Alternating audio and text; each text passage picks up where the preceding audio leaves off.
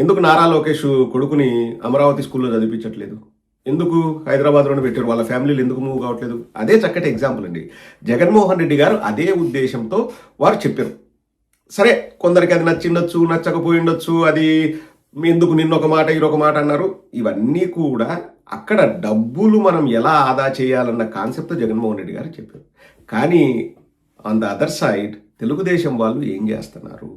బెంగళూరు, హైదరాబాద్ లాంటి మహానగరాల్లో స్క్వేర్ ఫీట్కి 4,000 మహా అంటే ఖర్చు అవుతుంటే ఇక్కడ 14,000 ఎందుకు అని జగన్మోహన్ రెడ్డి గారు, దానికి ఒక్క తెలుగుదేశం వాడైనా సమాధానం చెప్పంగా మీరు విన్నారండి?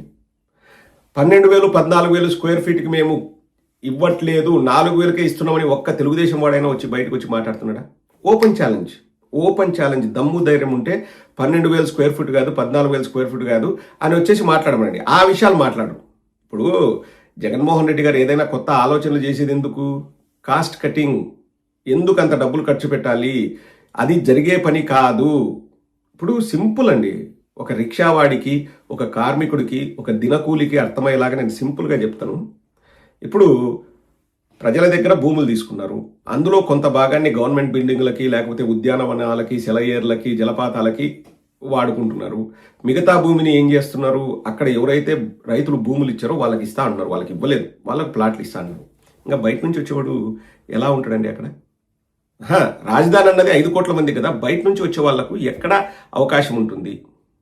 కోర్ క్యాపిటల్లో ఇంకా బయట నుంచి వచ్చేవాడు ఎలా వాడు ఇల్లు కట్టుకోగలడు, లేకపోతే ఎలా వాడు నివాసం ఉండగలడు? వాళ్ళు ఇష్టం వచ్చినట్లు రేట్లు చెప్తారు. రేట్లు ఆకాశాన్ని అంటుతాయి. ఎకానమీ ఏమవుతుందండి? ఇప్పుడు ఎకానమీ మీద నేను విజనరీ అంటాడు కదా చంద్రబాబు నాయుడు. ఎకానమీ మీద ఏమాత్రం ఐడియా ఉన్న వ్యక్తి అయితే, ఇప్పుడు దినకూలి 500 రూపాయలకు మన దేశంలో కూలికి వెళ్తున్నాడు, లేకపోతే 1,000 రూపాయలు, వాట్ ఎవర్ ఇట్ ఈస్. 500 నుంచి 1,000 రూపాయల మధ్య కూలి గిట్టుకుంటే గొప్ప. కానీ ఒక్కొక్క చోట ఒక ల్యాండ్, ఒక సెంటు 10 కోట్లుంటే ఎన్ని వందల సంవత్సరాలు ఆ దినకూలి చేసే వాడు ఒక సెంటు భూమి కొనగలండి? మిమ్మల్ని అడుగుతున్నా, చెప్పండి. అభివృద్ధి చెందిన దేశాల్లో అలా ఉండదు. అభివృద్ధి చెందిన దేశాల్లో ఏమవుతుందంటే అందరికీ బేసిక్ నెసెసిటీస్ అనేవి అందరికీ సమానంగా అందుతాయా లేదా అన్నది చూస్తారు. ఇక్కడ పేదవాడైనా నిరుపేదైనా విదేశాల్లో నేను చెప్తున్నాను, ఎకానమీని వాళ్ళు అలా బిల్డ్ చేశారు. ఏం చేస్తారు? ఇప్పుడు నాకు పేషెంట్స్ వస్తారు, ఎవరు పేదవాడు, ఎవరు డబ్బున్నోడు ఎవరు చెప్పలేనండి. వాళ్ళ దగ్గర బేసిక్ నీడ్స్, ఇల్లు ఉంటుంది, కారు ఉంటుంది, లేకపోతే స్మార్ట్ ఫోన్స్ ఉంటాయి, వాడు మనలాగే బట్టలు వేసుకుంటాడు.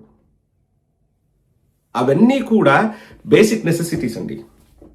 అవన్నీ అలాగే ఉంటాయి. చంద్రబాబు నాయుడు నేను విజనరీ అంటాడు కదా, ఒక్కొక్క చోట ఆయనే అన్నాడు ఇంతకుముందు, హైదరాబాద్లో నేను 1,00,000 రూపాయలకు కొంటే కడాన 30 కోట్లకు అమ్మిన ఎకరాన్ని అన్నాడు. అది డెవలప్మెంట్ అండి. ఎకానమీ సంకనాకిపోవడం, అది ఎకానమీ అన్నది నాశనం అయిపోవడం. ఇప్పుడు నేను అడుగుతున్నా, ఒక రిక్షా దొక్కేవాడిని, ఒక ఆటో డ్రైవర్ని మనం రాజధానిలో ఇల్లు కట్టుకోగా ఈ జన్మలో మనం చూడగలమా అండి? మిమ్మల్ని అడుగుతున్నా, సూటి ప్రశ్న. ఇంపాసిబుల్. రిక్షా దొక్కే వారికి, లేకపోతే దినకూలికే కాదు, ఉద్యోగాలు చేసుకునే వాళ్ళకు కూడా అక్కడ ఇల్లు కట్టుకోవాలంటే ఇంపాసిబుల్. అది కాన్సార్, టీడీపీ వల్ల కాన్సార్ అవుతుంది. ఇక్కడ ఆకాశ హర్మ్యాలు కడతా, దాన్ని అట్లా చేస్తా, దీన్ని ఇట్లా చేస్తా అంటే ఆ రేట్లు అట్లా పెరిగితే అసలు ఎవడు బయటవాడు ఎవడు ఎంటర్ కాలేడండి ఆ రాజధానిలో. అది రాజధాని కానే కాదు. మళ్ళా ప్రజా రాజధాని, 5 కోట్ల మంది ఆకాంక్షలు అని మీ నెత్తిన రుద్దాలని చూస్తారు. 5 కోట్ల ఆకాంక్షలు లేవు, పుట్టగోసి లేదు. మా ఊర్లో నేను ఎంతోమంది, నేను ఎవరికి తెలుసు అది యా ఊర్లో ఉందో ఎవరికి తెలుసు. వాళ్ళు ఏదో లెక్కలు తినడానికి, వాళ్ళు కాంట్రాక్టులు చేసుకోవడానికి వాళ్ళు రాజధాని కట్టుకున్నారు అన్నారు. ఇప్పుడు నేను అడుగుతున్నాను కదండి, 4,000తో స్క్వేర్ ఫీట్ మన హైదరాబాదు, బెంగళూరు లాంటి మహానగరాలు కడతా అంటే ఇక్కడ 12,000, 14,000 ఎందుకండి? 650 కోట్లతో కేసీఆర్ గారు సర్వాంగ సుందరంగా సెక్రటేరియట్ కడితే, మన దేశ రాజధాని నడిబొడ్డులో ఎక్కడ అక్కడ కాస్ట్ ఆఫ్ లివింగ్ ఎక్కువ, మెటీరియల్స్ ఎక్కువ, మ్యాన్ పవర్కి మనం ఇచ్చే శాలరీస్ ఎక్కువ, అన్నీ ఎక్కువ. అక్కడ 970 కోట్లతో సర్వాంగ సుందరంగా అద్భుతంగా ప్రపంచం మెచ్చే విధంగా పార్లమెంట్ కడితే ఇక్కడ మనకు అసెంబ్లీకి 1,500 కోట్లు ఎందుకండి? ఎందుకు అని అడుగుతున్నా. ఎవరబ్బ సొమ్మది? హెరిటేజ్లో వచ్చే లాభాలతో పెట్టట్లేదు కదండి. మేము పెట్టమని మేము కూడా అడగట్లే. కానీ ప్రజలు కూడా ఒకసారి ఆలోచన చేయాలి. జగన్మోహన్ రెడ్డి గారు ఏదైనా మాట్లాడేటప్పుడు ఆర్థికంగా ఇది మనకు వయబుల్లా కాదా, మనం చేయగలమా లేదా, ఇవి రియలిస్టిక్గా మనము మాట్లాడగలమా లేదా అన్నదే జగన్మోహన్ రెడ్డి గారు చెప్తాడు. చంద్రబాబు నాయుడు 2 లక్షల కోట్లు, ఆకాశ హర్మ్యాలు, ఇడ్లీ పాత్రలు, సాంబారు సెలయేర్లు ఇవన్నీ చెప్తాడు. కానీ ఆచరణలో ఏం జరుగుతుందండి?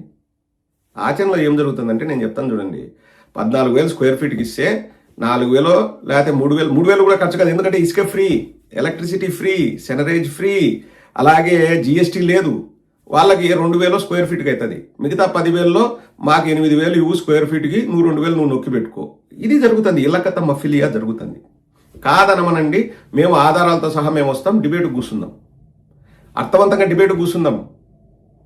అప్పుడు ప్రజలకు తెలుస్తుంది కదండి. ఆ మాటలు మాట్లాడు తెలుగుదేశం వాళ్ళు జన్మలో ఆ మాటలు మాట్లాడు.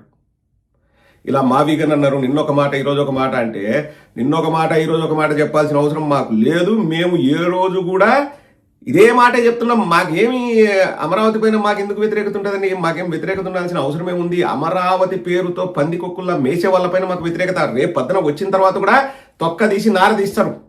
ఎవడైతే అవినీతికి పాల్పడుతున్నాడో మొత్తం కక్కిస్తాడు జగన్మోహన్ రెడ్డి గారు. అందులో ఎటువంటి అనుమానాలు లేవు. ఇప్పుడు తెలుగుదేశం వాళ్ళకి నేను అదే చెప్తున్నా, చర్చకు కూర్చుందామా? ఎందుకు మీరు స్క్వేర్ ఫీట్కి 14,000 రూపాయలతో కడుతున్నారు? నారా లోకేష్ నోరు తెరిస్తే కొట్టండి, మళ్ళీ దున్నపోతు మీద వానబడినట్టే. ఎందుకు 14,000 12,000 స్క్వేర్ ఫీట్కి మీరు కట్టబెడుతున్నారు కాంట్రాక్ట్లు అంటే సమాధానం చెప్పితే, వాళ్ళు సమాధానం చెబితే నేను చెప్తున్నా కదండి, నేను రాజకీయాలు మాట్లాడుకోకుండా వెళ్ళిపోతాను. ఎందుకైతుందండి అంత ఖర్చు? ఇసుక ఫ్రీగా ఇస్తారంట. మళ్ళీ దున్నపోతు మీద వానబడినట్టే. జగన్మోహన్ రెడ్డి గారు మావిగన్ అనింది కూడా మనం డబ్బులు మిగిలించవచ్చు. అందులో 10% మనం ఖర్చు పెడితే మనము ఈ రాజధానిని కట్టచ్చు. ఎందుకంటే ఇక్కడ శాశ్వత బిల్డింగ్లు కట్టిన తర్వాత ఇంకా మళ్ళా మనం మార్చేదానికి లేదనుకుంటే దీన్నే పెద్దది చేసుకోవచ్చు. అక్కడ అంత డబ్బులు ఖర్చు పెట్టాల్సిన అవసరం లేదు. డబ్బులు ఖర్చు పెడుతున్నాము అని చెప్పి ఆ ముసుగులో పందికొక్కులాగా మేస్తున్నారు. దాన్ని అడ్డుకట్ట వేయడానికే జగన్మోహన్ రెడ్డి గారు ఈ ప్రతిపాదన చేశారు. As simple as that. Jaganmohan Reddy గారు ఇల్లు కట్టుకున్నారు తాడేపల్లిలో. ఏం పవన్ కళ్యాణ్ ఏంటి కట్టుకోలే? చంద్రబాబు ఏంటి కట్టుకోలే? చంద్రబాబు మనవడు ఎందుకు తాడేపల్లిలో లేకపోతే అమరావతిలో ఎందుకు చదవట్లేదు? హైదరాబాద్లో ఎందుకు చదువుతున్నాడు? అక్కడ ఏమి లేదు కాబట్టి. ఏమీ లేదు. ఎప్పటికి డెవలప్ అవుతుంది? నాకు తెలిసి చంద్రబాబు మనవడికి చంద్రబాబు వయసు వచ్చినంత వరకు కూడా ఆడు ఏం కాదు. అంటే ఇంకొక 60-70 ఏళ్ళు ఆడు ఏమి జరగదు. ఎందుకంటే ఒక నగరాన్ని ఎవరు నిర్మించలేరండి. మనుషులు నివాసాలు ఏర్పరచుకొని అక్కడ మనకు సౌకర్యవంతంగా ఉందని మనుషులు రావడం మొదలు పెడితే, ప్లస్ వచ్చినప్పుడు కూడా వాళ్లకు పారదర్శకంగా ఏదైనా కానీ మోసాలు జరగకోకుండా, రేట్లు పెరగకోకుండా వాళ్ళకి ఇస్తే వాళ్ళు నివాసాలు ఏర్పరచుకొని అవి నగరాలు అవుతాయి. బెస్ట్ ఎగ్జాంపుల్ చెప్తానండి. మా ఫ్రెండు, అంటే వాళ్ళు ఎప్పటి నుంచో తెలంగాణ వాళ్ళే, నిజామాబాద్ నేటివ్, ఎప్పటి నుంచో హైదరాబాద్లో వాళ్ళ ఫాదర్ ఇంజనీర్గా పనిచేస్తున్నారు. వాళ్ళకు ఎక్కడ సుదర్శన్ థియేటర్ అవేవో ఉంటాయి కదండి, ఆర్టీసీ క్రాస్ రోడ్స్లో వాళ్ళకు ప్రాపర్టీస్ ఉన్నాయి. వాళ్ళ తాత ఎక్కడో డిఫరెంట్ డైరెక్షన్లో ఎప్పుడో ల్యాండ్లు కొన్నాడు. కానీ జూబ్లీ హిల్స్, బంజారా హిల్స్ విపరీతంగా ప్రాచుర్యంలోకి వచ్చింది. అది ఎందుకు? సినిమా యాక్టర్లు అంతా అక్కడికి మూవ్ అయిన తర్వాత. మా ఫ్రెండ్ వాళ్ళ తాతను అడిగాడు, తాత నువ్వు జూబ్లీ హిల్స్, బంజారా హిల్స్లో అప్పట్లో ఎందుకు కొనలేదు? మనం కోటీశ్వర్లు అయ్యేవాళ్ళం కదంటే, కొండలు గుట్టలు రా, ఎవడికి తెలుసు అక్కడ డెవలప్ అవుతుందని. సినిమా వాళ్ళు వచ్చినారు కాబట్టి అక్కడ రేట్లు పెరిగినాయి, అదొక నివాస ప్రాంతమైంది తప్పితే మనకు ఎలా తెలుస్తుంది అని వాళ్ళ తాత అన్నాడంట. సేమ్ అంతే అండి. ఇప్పుడు నేను ఇక్కడ 4 ఆఫీస్ బిల్డింగ్లు కడతా, ఇది వస్తుంది అంటే అలా ఎప్పుడు అది పెద్దది కాదు.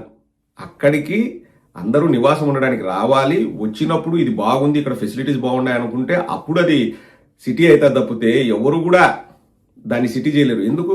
బెస్ట్ ఎగ్జాంపుల్ అదే జూబ్లీ హిల్స్, అదే బంజారా హిల్స్ 30 ఏళ్ల కిందట ఎట్టుండిందండి? ఈ షేపుకు రావడానికి 30 ఏళ్ళు టైం పట్టింది. ఇప్పుడు ఉండదు కనపడడానికి. ఎందుకంటే ప్రతి 5 ఏళ్లకు 10 ఏళ్లకు మార్పు వస్తూ ఉంటుంది. ఒక సంవత్సరంలో 2 సంవత్సరాల్లో నేను 2028 అంతా రాజధాని కట్టేస్తా అంటాడు. ఇంకా ఈ నిజమైన మాటల సొల్లు కబుర్లా? మీరు ఒకసారి ఆలోచన చేయండి. అది జరిగే పని కాదండి. ఇంపాసిబుల్. రాజధాని కడుతున్నామన్న పేరుతో ఒక బిల్డింగ్ ఏదో ఒకటి ఎలక్షన్ ముందు వరకు ఒకటి బిల్డింగ్ కట్టి చూపిస్తాడు, దాంతో పబ్లిసిటీ చేసుకుంటారు. ఆ బిల్డింగ్ కట్టడంలోనే ఒక 5,000 కోట్లు అనుకోండి, ఆ యాక్చువల్ కాస్ట్ 1000 కోట్లు 1,200 కోట్లు అవుతుంది. మిగతాది వాళ్ళంతా మెక్కుతారు. ఆ డబ్బులతో రాజకీయం చేద్దాం, ఆ డబ్బులతో ఎలక్షన్ చేద్దాం అన్న ప్లాన్తో తెలుగుదేశం వాళ్ళు ఉన్నారు. ఇది ఓపెన్ సీక్రెట్.